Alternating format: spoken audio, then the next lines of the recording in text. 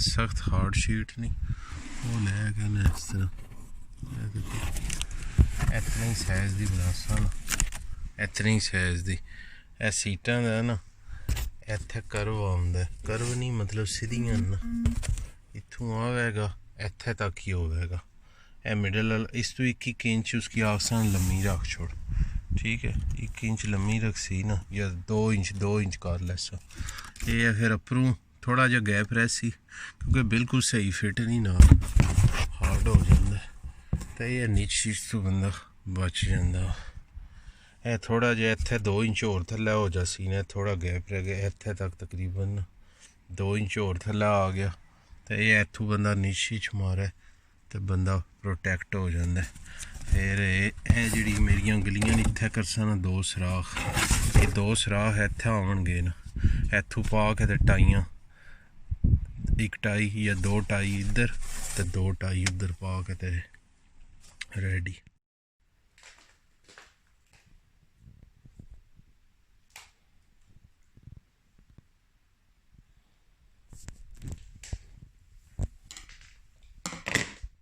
final video देखे screen protection screen A देखो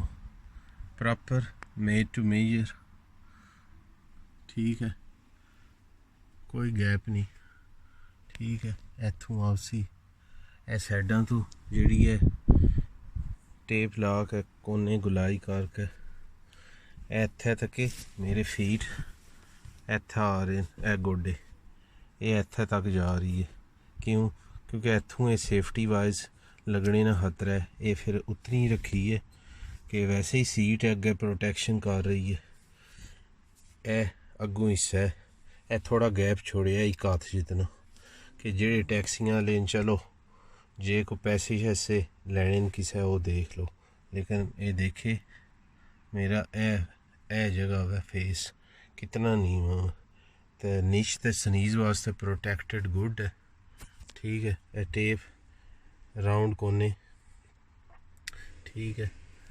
sharp soup कोनी क्योंकि वो टेप लग गई है प्रॉपर देखिए